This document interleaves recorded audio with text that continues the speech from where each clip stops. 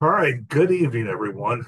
Today is the 6th of August, already cooking, So um trying to think we will go over a couple things. I don't have my email up to I'll have to double check. I'll do that later.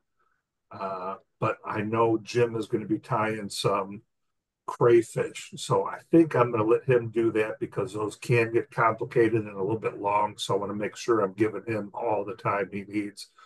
And if we have any time after that, we'll go over some of the emails and activities coming up. So I am going to spotlight Jim and then we'll hand it over to him. So, all right, Jim, you're up.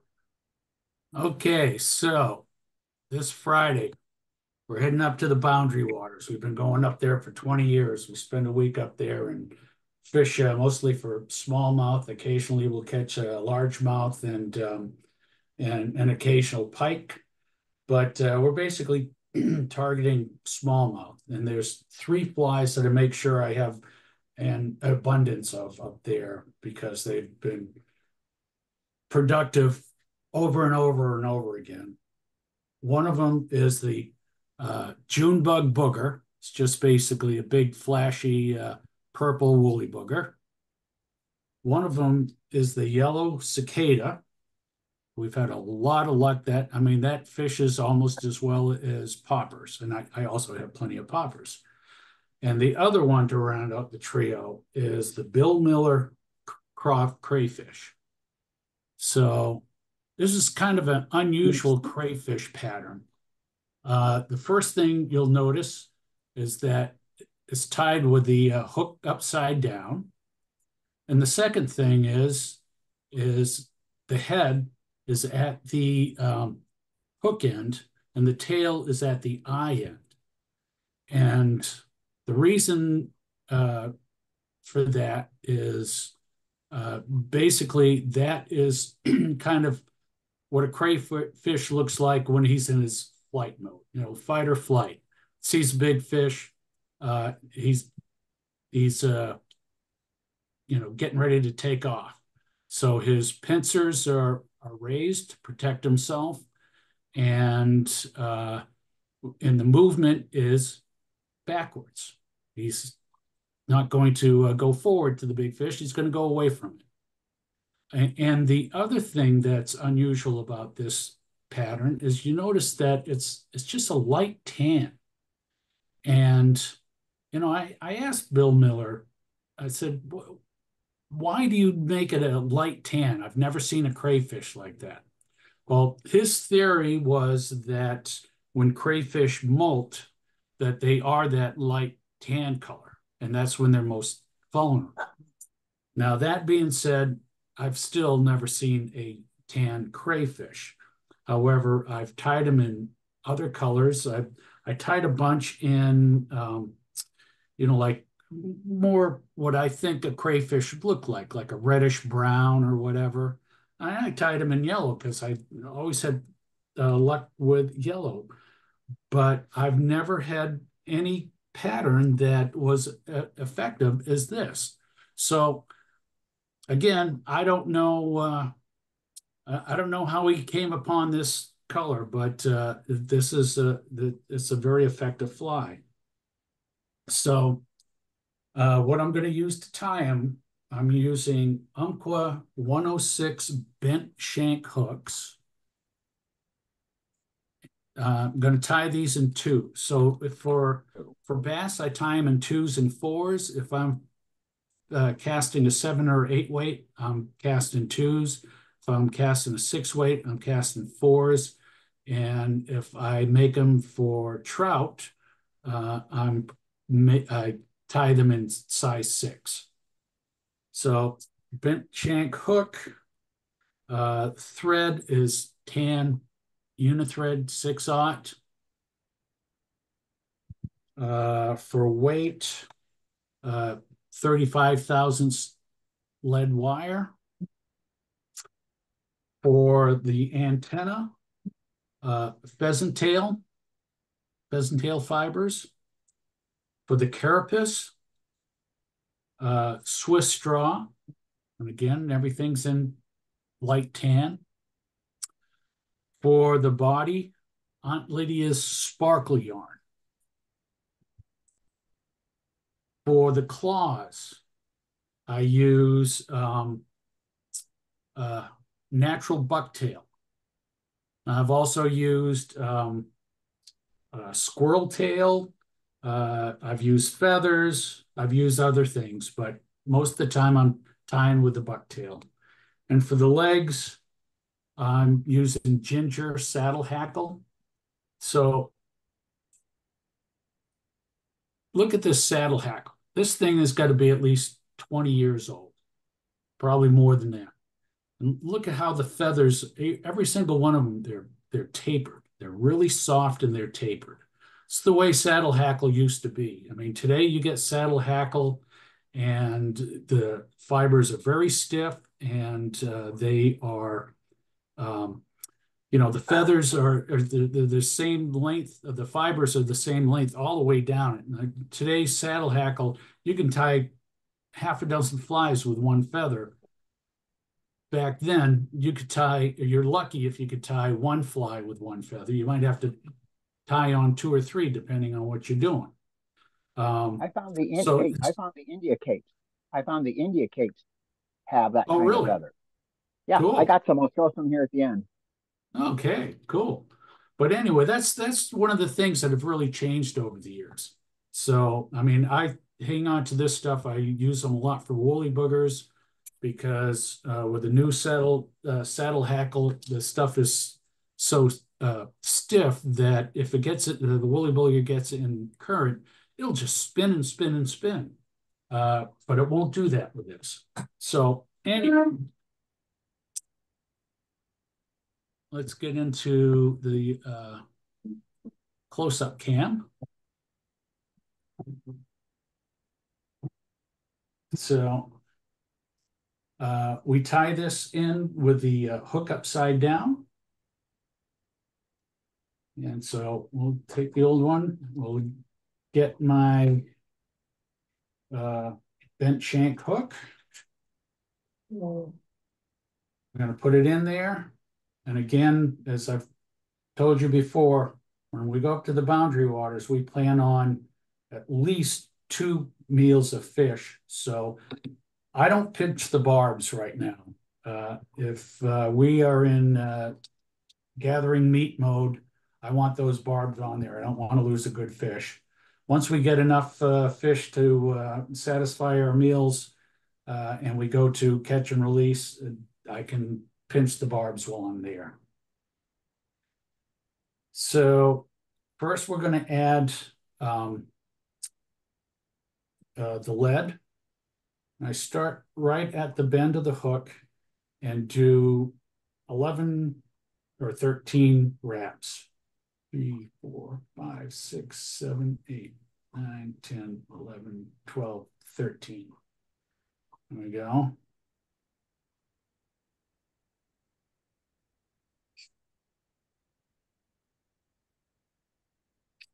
And of course, you could do more, you could do less, just depending on. I saw a guy that was hit on the internet that was given instructions, and he was doing like 20 laps of red. 20 laps of wraps of lead. Easy for you to say. Laps of red, wraps of lead, whatever. So anyway, now we're going to start the thread right at the eye. I'm going to hold on to the tag end, and this I do this with my woolly boogers too. Whenever I put lead on there, hold on to the tag end, do a spiral wrap to the back, build a dam back there, and then spiral wrap to the front, and then I just go back and forth a couple of times, and that holds the lead in place, and it also keeps material from wanting to crawl in between the wraps. And then I'm going to turn the vise upside down, so the hook is right side up. I'm going to wrap right to above the point.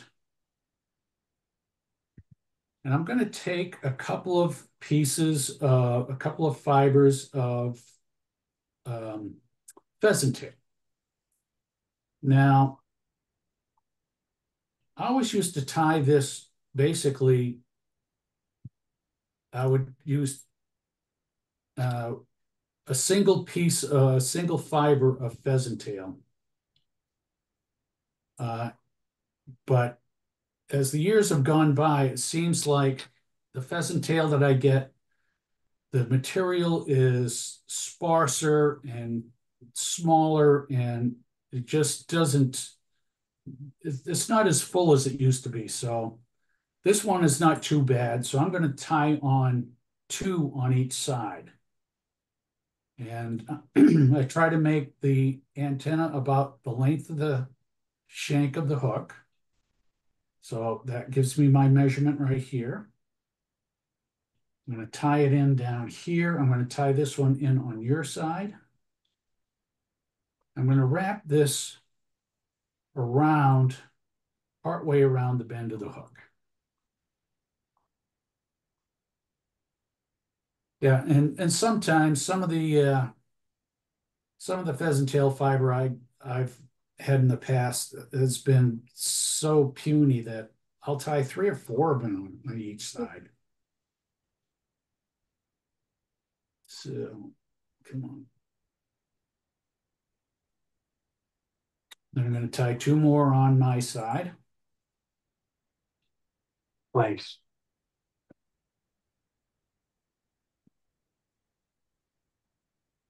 Stay. And again, When you mentioned pheasant feather, I had picked up some from Jay Stockard, dyed. And I said, guys, this isn't real pheasant feather. And I picked up and showed him, okay, this is what I shot last year with a shotgun and picked up from hunters.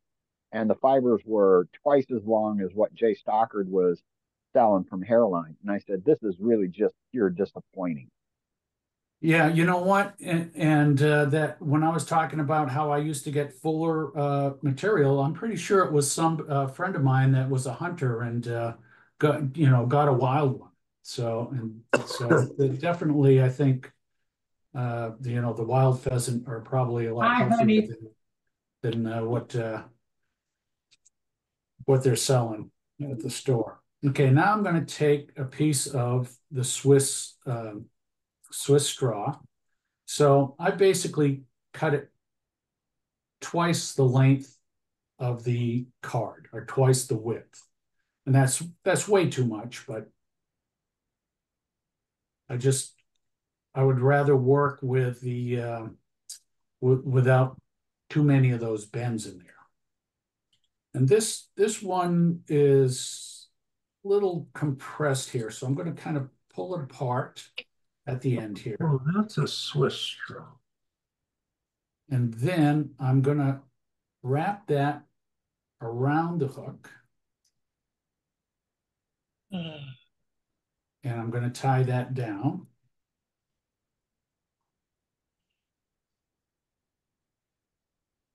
And again, I'm going to work the thread up around the bend of the hook.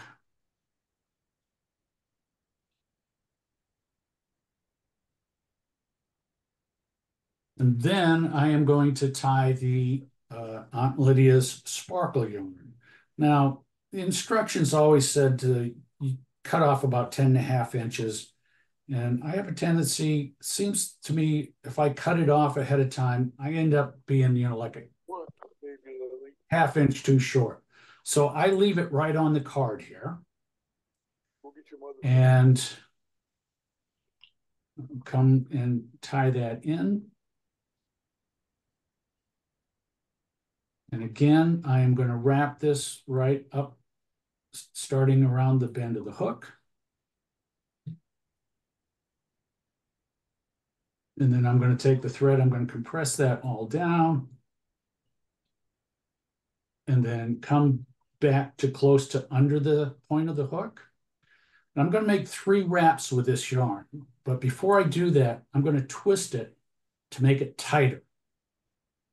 I don't know if you can see that. So I'm twisting it in the direction that's making it tighter and thicker. I'm so glad this is recorded. Yeah, this is a fairly complicated fly.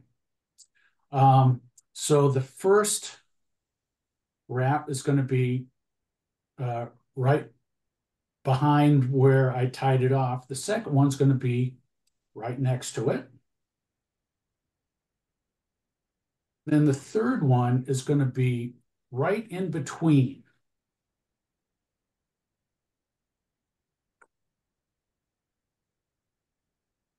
So what we're doing here is we're making basically a little ball of yarn right there.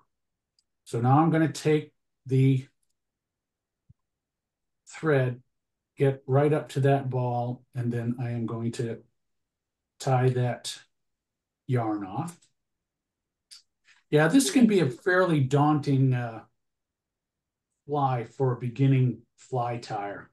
I mean, when I first started tying this, I think it took me 45 minutes to an hour to tie these things. But you know, now I've done them for years, and I'm sure it still takes me 20 minutes to tie one. Okay, now the next thing we want to do is tie in the bucktail for the claws. So I'm going to take my bucktail and I'm going to just pull a section off here. And again, it's kind of personal choice. Some people like to make the claws a little thicker. Some people like to make them a little sparse. So you can't really go wrong.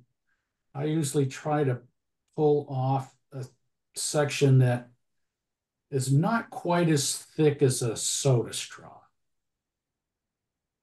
I'm going to cut that off. Did you twist that before you cut it off? Yes, I did. Okay. And then what I do is I hold on to pretty much the middle of this bundle here with one hand, and then I pull out all the short fibers with the other hand. Now you can comb it out too, but this works pretty well. And instruction always says to stack it with your deer hair stacker. So I do that, but I'm telling you right now that bucktail does not stack like deer hair does. So so I'm going to hit it a number of times. Hey, Jim. And it kind of, yeah, Jim. guys get dizzy on that one. Yeah. And it does even up the ends a little bit, but it really doesn't make much difference. So I wouldn't worry about, you know, if you didn't feel like stacking it, I wouldn't worry about it. It's going to have a tapered end, and that's good anyway. So I like to make the claws just a little shorter than the antenna, so probably a little bit less than the shank of the hook. So, you know, and that's the thing of it, that you got such a tapered look that, yeah, I probably end up going with close to the shank of the hook. So I'm going to hold that, put that right down on my side of the hook, and hold it with my left hand. And then I'm going to start wrapping, and I'm going to wrap away from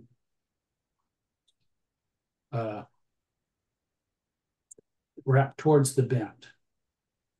I'm going to take all of that extra. I'm going to cut that right off.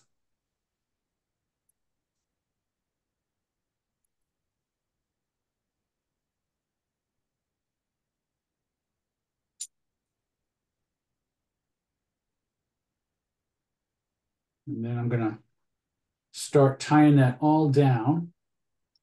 And then as I start getting closer and closer to where that knot is, at some point, it's time to divide that clump into two. So I'm going to take my bodkin, and I'm just going to pull half of it on one side, half of it on the other side. You don't have to be real picky about making it even, because Crawfish are just like lobsters. They're left-handed and right-handed. They have one big claw and one small claw. So if they're uneven, that's even more realistic. And then I'll show you what I do is I take my bodkin and I press down on it. And you can see that separates the fibers on either side of that knot. So now I start working my way up. And you don't want to pull the thread too tight at this point because it will make those fibers spin around, and you don't want to do that. So I'm getting right up to the knot. Now I'm going to hold everything into place, go even closer to the knot, and I'm going to come back. Now, this next part, if you're going to have problems, this is where you're going to have problems. We want to wrap both of these bundles of bucktail fiber. If you've ever done a parachute fly and used like calf tail for your post or whatever, you know it can be difficult, can be a problem. So what I do is I'll take my bodkin, I'll put it on the underside of that bundle of bucktail. And then I'm going to have to turn the light on here. Then I take my thread,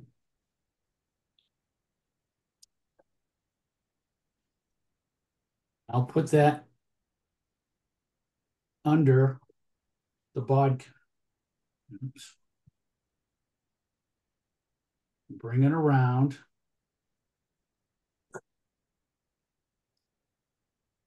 Around the other side here. Now at this point, I'm going to take the bodkin, I'm going to pull it out, and I'm going to hold that thread down. And you need to have a little bit of slack. So what I'm doing is I'm bringing the thread around, then I'm taking the bodkin and making, you know, whatever, controlling the thread to go wherever I want it to go. If you decide that if you try to pull this too tight, the whole thing will come right off the end. I mean, in a heartbeat. So it's a matter of kind of working together the tension on the thread and using the bodkin to place every wrap. So do about a half a dozen wraps over here.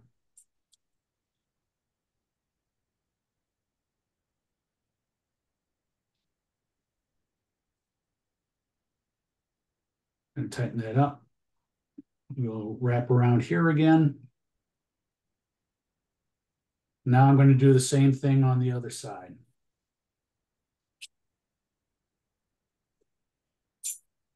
Again, I'll take my bodkin, I'll put it underneath the fibers. And then the first wrap, I'm going to take the thread under the bottom of the bodkin. And when I get around, I'm going to pull the bodkin out. I'm going to push down on that thread again. So the same thing, I'm going to wrap around, pull it down, wrap around, pull it down.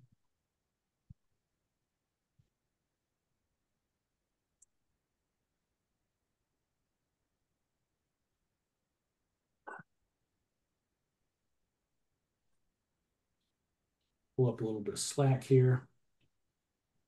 Come on. There we go.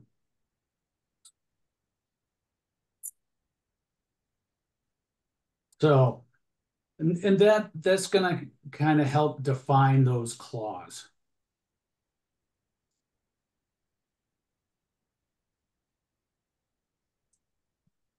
So again, I got one big claw, one little claw, and that works just fine. So the next thing I'm going to do is I'm going to take one of my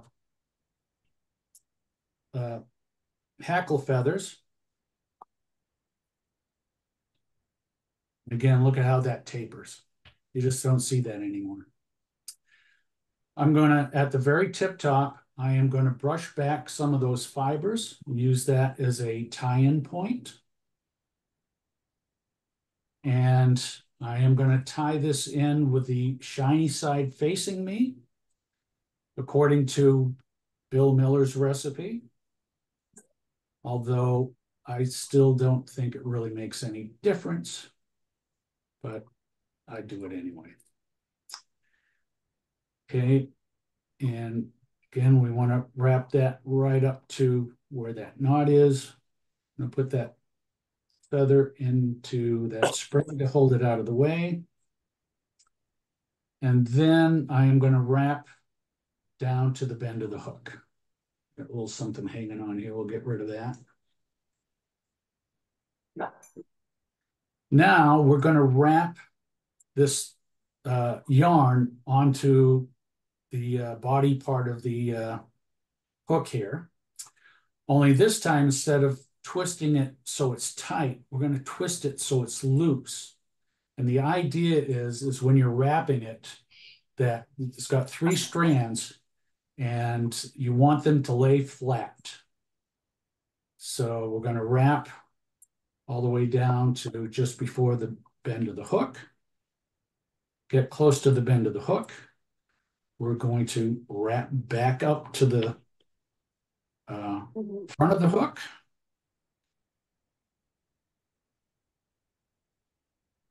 And then as we get close to that knot, what I like to do is like maybe cover about half of that knot. I don't know if you can see that, but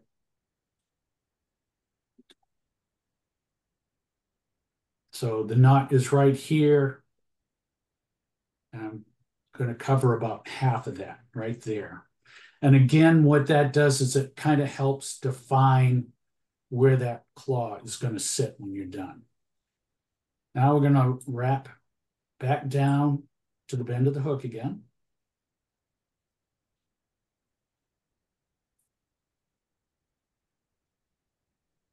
When we get down here, we're going to tie that off. 3, 4, 5 wraps, whatever you're comfortable with.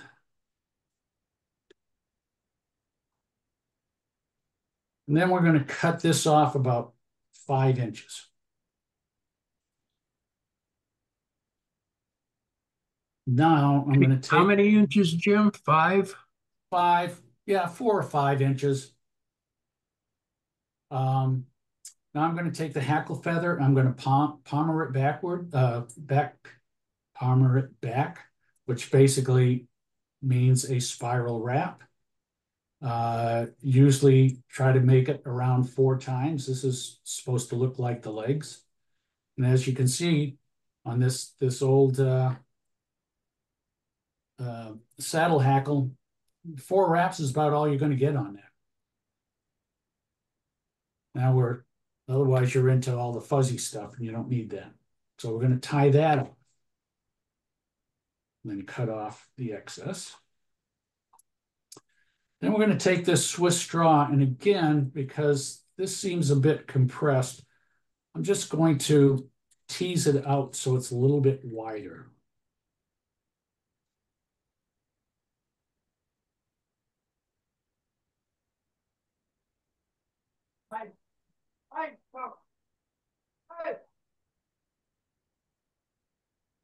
Okay, and then we're just going to hold it tight at the bend of the hook.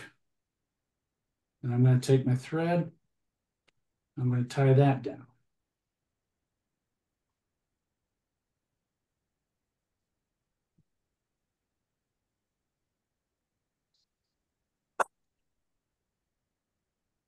All right, now we're going to take the rest of that Swiss straw. We're going to move it forward again.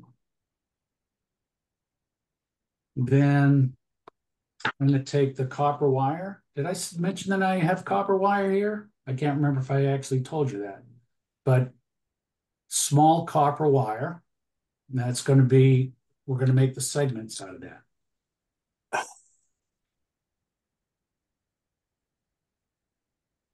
So I'm going to grab piece of copper wire.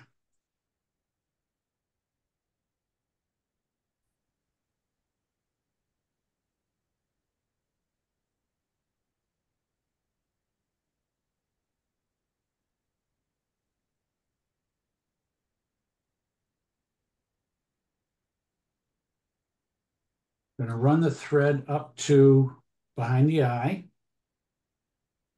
Then I'm going to tie in that copper wire.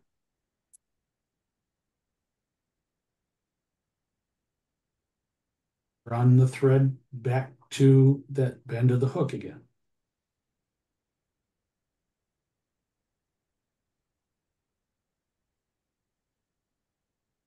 Then run it back to where we started in the first place. Now, of this piece of yarn here, we're going to cut one of those strands out of there.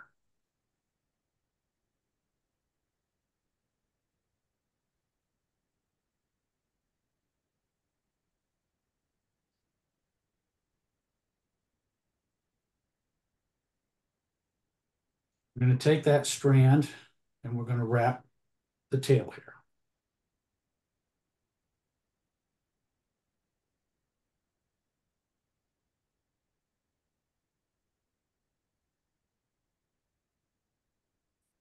See, so I cut that 5 inches and I just barely have enough for that. So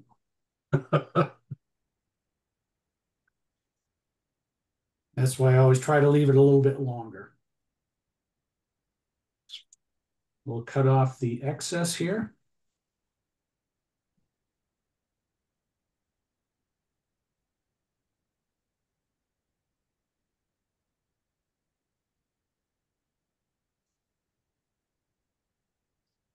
Take the Swiss straw and pull that back.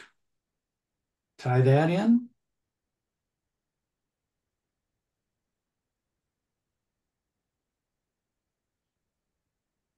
We'll leave about a 1/2 inch for the tail material. Now we're going to take that copper wire and again, like maybe 4 wraps, 4 tight wraps till you get to the back. That's going to make the appearance of segments. I'm going to tie that off. I'm going to put tension on the thread and I'm going to helicopter that off. Get out the whip finishing tool.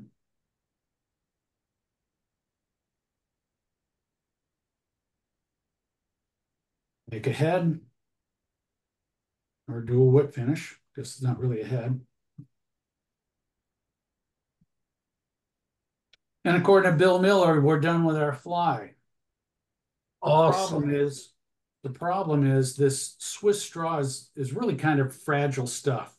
You catch a couple of fish and it's going to fall apart and come off. And I'm not going to try to tell you that you're not going to catch fish once the carapace comes off, but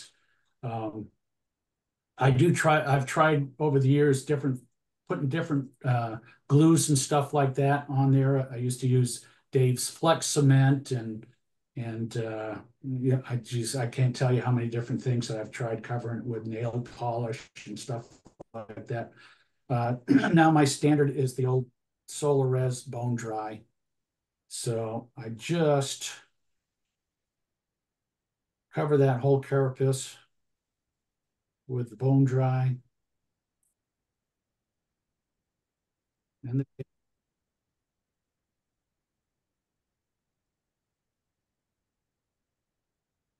sure you don't get any on the eye, because if you get it in the eye, it's very difficult to get off. Going to hit it with the black light.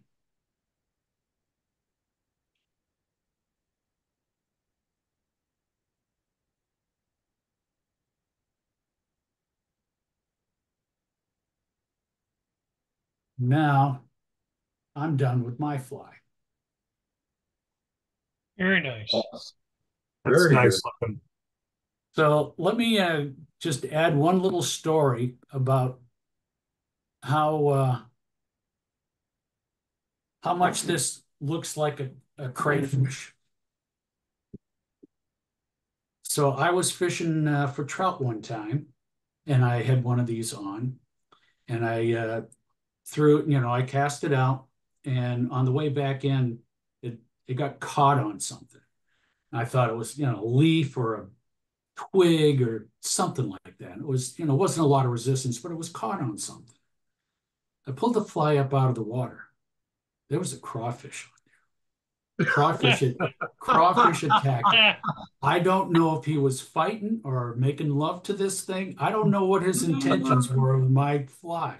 But if it fools a crawfish, I figured that is a testimonial that you just can't beat. So, For sure. That's awesome. Awesome. so that's it. Cool. Thank you, Jim. Wonderful. I've got a tip, Jim. Well done. Well done. It looks cool. Can you put a hook back on the vise and take out a piece of lead wire? I saw this on Tightline Production. And what Tim Flagler does is when he ties in his wire now, he doesn't waste it anymore. He just ties in a little flat segment, ties it in, and then spirals it around, right? And he uses the lead to push his fly tying thread. Then when he wants to stop his lead, he just ties it off in a little short flat segment, and he's done. Cool. Yeah, Yeah, I don't know if that you've ever heard of Flagler, he's got so many good little hints. I mean, that guy Yeah. is he's incredible. Yeah, I saw that and I go, oh, that makes a lot of sense. You could use that like with tungsten wire, lead wire, or really just, a lot of other things, even the flat lead wire. And it's like, oh, well, that would save you a lot of wire because then you leave it on the spool and then you just helicopter it off or nip it off and you're not throwing lead wire away, little Yeah. chunks. Good deal. Very cool. Jim, I'm going to try to tie one of your flies like that, but I don't have bucktail, but I have a lot of deer hair. Uh, let me ask you this. Do you have anything like squirrel tail or anything like that? Like red Not squirrel yet. tail? My brother's going to supply me with that when he shoots a few more. Yeah, there you go. Yeah, no, I've made claws out of a lot of things. I don't think I ever actually used deer hair, but I'm sure it'll work. You just have to the thing that you got to worry about with the deer hair is that if you tie the knot too tight, it splays. So like those wraps that I was talking about, the ones that are such a pain in the neck, you want to make sure that when you do that wrap that you don't pull that too tight. And I'm sure they'll work just fine. And speaking of deer hair, I have 16 more of these that anybody can have, I guess. Is that what we're going to do with it, Walt? Take it to our next tie fly? Sure. The deer hair? I got all kinds of hair, so I got a question, Jim. Yeah. Can you use like moose hair, this thicker hair versus Oh, I'm sure you could. Yeah. bear? I got 16 bags like this. Hey, Yeah, Jim, yes, sir. have you ever thought about tying the bucktail two tufts separately before you put them on the hook? Maybe spiral them with a little bit of thread and then shoot some solar res on there so that you'd have your claw pre-made so you wouldn't have to do all that other little funky stuff trying to get them to separate and all. You'd have two claws already made. Yeah, you know what? I did a quick Google of crawfish patterns and to see what other people were doing. And there was a number of them that they didn't do it that way, but what they did is they tied on two separate bundles. So then they were already separated. So yeah, sure, you can do that. But, like I say, I've been tying this long enough that, that whole process, I got it down pretty well. It's just as easy for me to do that way. But no, that would be a good idea because, like I say, when I first started learning to do that, that's where I struggled time and time again, was trying to make those wraps. Oh, this is going to be an all day, all afternoon experiment for me. But Yeah, you'll just have take your fun doing time. it. Yeah. Oh, yeah.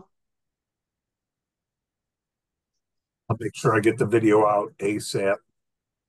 I'll probably be uploading videos while I'm in regional call in about 15 minutes. So it'll give me something to do. So I'll get it out right away. Hey, All for all right. you guys that are building rods, I found this over at Hobby Lobby. It's a little crochet needle. It's like 2.5 millimeter, and it makes a great little pick when you're trying to push thread up against your eyes. So like I use an A thread, like Madeira, and you don't scratch the rod or anything with it. And what is that again? A crochet hook? Yeah, it's by Yarnology. It's a knitting needle. Oh, okay. Yeah, and they come in a pair. So I just clipped the other half off, and it's got a little, bend to it that's almost like natural to the hand. And you just sit there and you just use it as a pick, and it does not scratch because it's got a perfectly rounded corner. And so, like, I'm doing dragon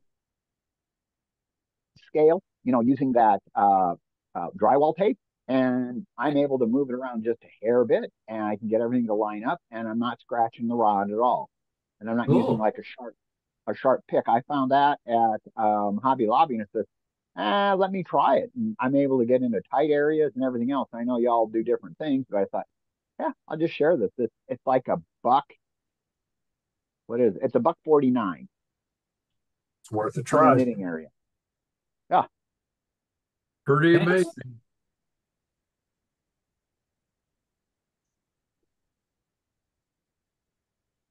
All right. Let me go through the email real quick, and then we'll have a couple minutes left after that. Uh, let me see. We'll come up.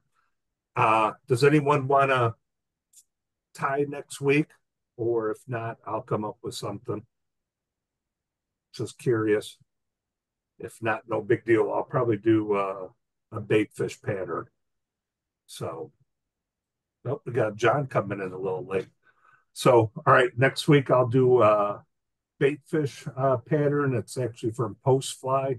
So I'll actually put the link out there if you want to see what we'll be tying next week. And that way you can get the materials. I know there's a lot of people that like to fish for bass, and this will be pretty good for that. So, Yes, yes. Yep. Then again, Clinton Hills, there was a fishing trip. What's up, Terry?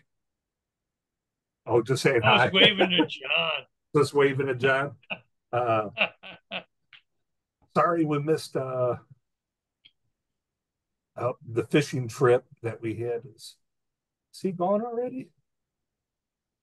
Oh, Roger's gone. But Roger went to He's Here still he there. is. Oh, there he is. Sorry, I'm looking right at him. And There we go. so sorry about that, Roger, that I missed you there. But sounds like a good time. We'll have to plan that again. That really sounds like a good time fishing. We see JB again. We're still meet up on Mondays from 6 to 7. If you could get there at 5:30 to help set up the best. American Legion, we're going to be doing that fly tying on Saturday, 17 August from 10 a.m. to 1 p.m. Unfortunately, I'm going to have to bow out of that one now. We're having a family member come in from London. If it was just someone from Chicago or something like that, I'd say we'll see them. Cool. I'll catch them another time. But since this is a trip from across the pond, I'm going to have to attend this one. So sorry about that, but it will still go on with Frank. If you guys need any stuff, let me know beforehand and I'll get it to you. Let me see. Zoom calls, we're still doing them on Tuesday. Omaha will start theirs back up next month. I'm guessing September. September 5th, Mick. September 5th. Yeah. So actually, my daughter's birthday, she'll be 23. So, Cool. Where are you fishing? What's that? I asked Take her John, where fish. is he fishing? Oh, I'm at Bowling Lake tonight with Game and Parks. I'm playing instructor tonight. Oh, cool. Oh, cool. Nice night. Yep, beautiful night. I did get a text from Dave Matrano. So everyone was asking, "Hey, where's Dave? Where's Dave?" Guess he's in England right now. So I got excited at first because Jim and I tried to do carp fishing and not so good luck with the carp, but we did well with the gar. And all of a sudden, Dave started showing me picture of carp after carp after carp, and I'm like, "Where is this?" And he's like, "Right outside London." I'm like, "Damn!" So I was like, "That's a little bit of a trip, but good on him." And I guess they really do like that as a sport fish out there. He fished for several hours, and he said they ended up catching 22 of them. And Oh, gee. he's Wow. taking some Motrin for that shoulder of his right now. So it's like that makes me that much more want to find some carp around here. So I might have to give Andy, our guide, another call and try it again. But we're just find out a location around the St. Louis area and try to see if I could find them from the shore. So once Dave gets back, we'll have to ask him about that. The pictures are nice. I think he said the biggest one he caught was 15 pounds, and I think that would be a really good fight with a 15-pound carp. So looking forward to hear some of the stories he had. So Yeah. outside, Creve Coeur, the creek running between Mallard and the lake is yes. usually pretty full of carp first thing in the Okay. morning and late in the evening. All right. That's where Andy was going to take us. And then for some reason, we decided not to go there, but I know exactly where that is because we were going to go to Creve Coeur Lake or Mallard Lake, and then we ended up, Yeah, it was some kind of weather-related thing, either the yeah, wind the or wind or something. or it had rained or something like that. Yeah, but yeah, maybe I'll go out there because uh, that lake is maybe a 15-minute drive for us, and so where Jim and I went on that, I didn't even have to get on the highway, but definitely need a boat in that area. So uh, maybe a canoe or something, we could fish that. But I'll give Creve Coeur and Mallard Lake that little access in there. I kind of know where that is, and go give that a try. Uh, so, yep, thank you for that. I appreciate that. Any other ideas or need anything before? Well, Brad Tutt, guy used to, Yeah. guy was in Healing Waters, fishes River de Bear down south near 55, I think. Okay. We'll have to. I mean, I really would like to try that. It looked like, especially, I'll try to put some of those pictures of Dave holding his fish. It looked like a good time, and you know, he's a youngin, so if they tore him up, that sounds like a good time. So it's like some strong fighting fish. So, all right. So next week I will tie bait fish pattern. So you could turn it into like a small bluegill or not. So good for bass, uh, even smallies, maybe brown trout. I think it'd be a little bit too big for the rainbows, but you never know. So, uh, any last go backs before I call it an evening, and then I'll hop on the regional, and then uh, next week I'll flow down any info from what I got from regional headquarters.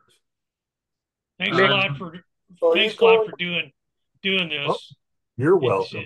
I really appreciate it. Oh, you're welcome. I enjoyed doing it. And Terry, I'm alive and well, my friend. Just checking on you. Yeah, and I appreciate that. For those of you who don't know, Terry gave me an email and wanted to know if I was okay because I hadn't been on for a while. every Tuesday night I have these sessions with Game and Parks where we go out and we take kids fishing. So I've been doing that. And Mick, tell everybody at the regional tonight I said hey. Oh, I will for sure. And they miss you too. So, all and right. Jim, thanks a lot. That's a great fly. Yeah, Yes. that was. I will make sure I put that out right away. And I might not make the 17th. I think that's our family reunion. I'm not sure, but yeah. I'll get with Frank, and I will also put that out on CRM, so you should get invites. If you can or can't make it, please RSVP. That way I could let Frank know how many people are coming, because I'd hate to see that like only one person can come and we don't know about it. And, we could postpone it or something, or, we don't see anyone and all of a sudden someone's waiting at the door. So when you get the CRMs, especially for the trips, just let me know, it just accept or decline. That way it gives us a good head count so we could plan a little bit better. So, all right, that's it. So I will let you guys go. I will hop on the regional call. If you guys need me, just text or email, and I will see you guys next week. Okay, see you in a couple of weeks. Mick, hey, Mick, tell them I haven't received anything from them as the APL. Kylie. Yep, I will bug Kylie right now. Okay, thanks. All right, thank you. Bye, Take care now.